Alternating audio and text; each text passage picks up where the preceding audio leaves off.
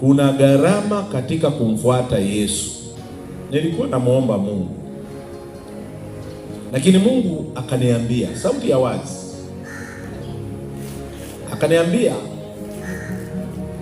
kuna gharama kumfuata huyu Yesu,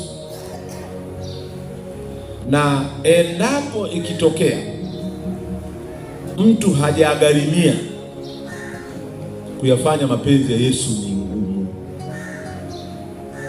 Sasa watu wengi wao hawajui. Akaniambia kama mtu hajagharimia kumfuata Yesu ni ngumu. Mtu yeyote. Mimi kabla sijakuwa mchungaji nimekuwa mwanafunzi wa Yesu, nikaenda nikawa mtenda kazi mpaka nikaitwa kufika level hii. Kwa hiyo mtu yeyote akija kwa Yesu, hizi gharama ni lazima azipitie. Lazima, ukikosa kuzipitia tu utakuwa ni msumbufu sana. Akaniambia, akasema kama ni kijana asipozipitia na hatimaye anakwenda kuwa mchungaji, atakwenda kuwa mchungaji msumbufu. Na kama ni mama binti, yani usipozipitia, kwa sababu hatima ya maisha yako utakuwa mke wa mtu, inategemea utakuwa mke wa nani, mke wa mchungaji au mke wa mtu wa kawaida au wa mshirika au wa mzee wa kanisa au wa shemasi au wa mwinjilisti. Akaniambia utakuwa msumbufu. Kinachosumbua ulipokuja kwa Yesu kulipa gharama. Yaani hiyo niliipata nikagundua hii ni kweli. Jamani, mnanielewa eh?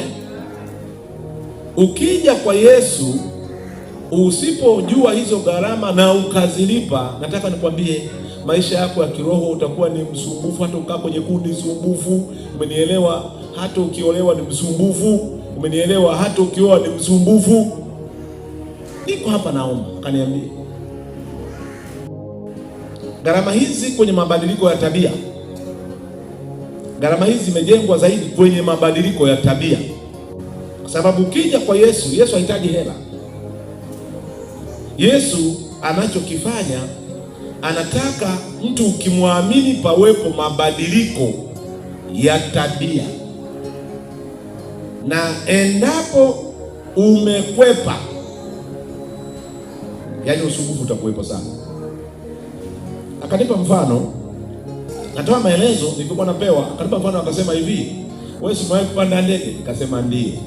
Akaniambia unapokwenda kupanda ndege, mkiwa mmekaa, kabla haijaondoka mnapewa maelekezo kwamba ukiwa umekaa pale watakutangazia rubani wetu atakuwa ni fulani fulani, na ndege yetu itaruka umbali wa kilomita 1000 kadhaa kwenda juu. Alafu watakwambia hapo ulipokaa, ndege ikianza kuondoka, ukisikia kichefuchefu chini ya kiti chako kuna begi ya kutapikia.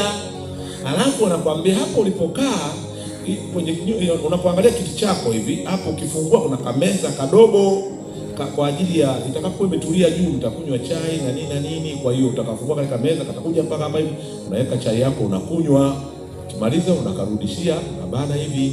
Watakwambia kwamba kuna mlango wa emergency, ikitokea tatizo limetokea, kuna milango ya emergency iko hapa na hapa, wanakuonyesha kabisa iko hapa na hapa. Watakwambia kwamba hali ya hewa ikiwa mbaya, utafungua hapa, kuna kitu utachomeka hapo, utapata hewa maalum kutoka. Wanakueleza maelezo yote hayo. Kabla ya dakika 5 kushuka ndege, wanakwambia inabidi ufunge mkanda wako. Akaniambia hayo ni maelezo muhimu kabla ya safari. Si ni kweli? Nikasema ni kweli. Haleluya. Jamani, mnanielewa eh? Watoto wa Mungu, mnanielewa? Akaniambia sasa kwa Yesu Kristo, mtu anatoka huko duniani, mwizi, kahaba, mjeuri, mgomvi, asiyetii, anafika hapa asipopata maelekezo na akakataa kuyatii, safari yake ni ngumu. Akaniambia ndio maana unaona leo kuna usumbufu mwingi sana jamii ya waaminio, kwa sababu usipotii yale maelekezo ni tatizo.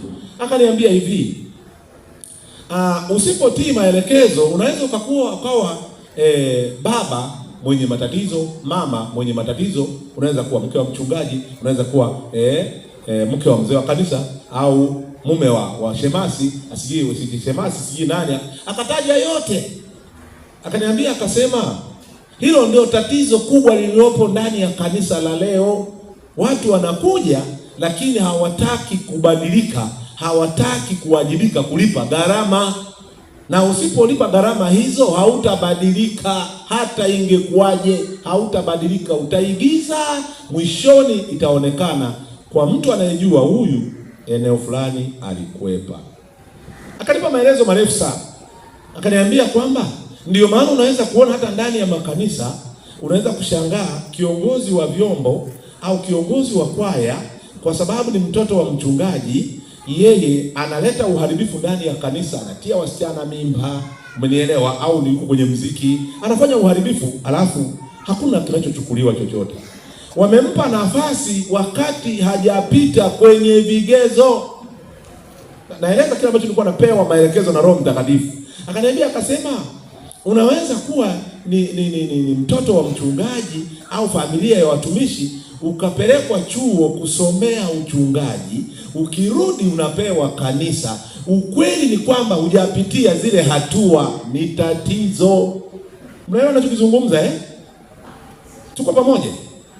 Wewe kijana unapookoka, umemwamini Yesu, umejazwa Roho Mtakatifu, so unategemea pengine una wito ndani yako, utakuja kuwa mchungaji, si ndio? Sasa utakapokuwa mchungaji na ukaoa binti ambaye yeye naye aliokoka lakini alikwepa hizi hatua, mtasumbuana. Kuna vitu unaviona yeye havioni, kuna vitu unajali yeye hajali, kwa sababu hakupitia hizo hatua. Na hiyo ndio shida katika maisha ya kuja kwa Yesu. Unapomwamini Yesu ukawa mwanafunzi wake, uje uwe mtenda kazi, huu mchakato ndio huwa unafanyika kabla hujaenda kuwa mtumishi. Mnielewa Kabla hujaenda kuwa mtumishi, mchakato huu ndio huwa unafuata, unakutengeneza. Ukija kwa Yesu, kuna mambo unatakiwa uyaelewe wewe ili uwajibike.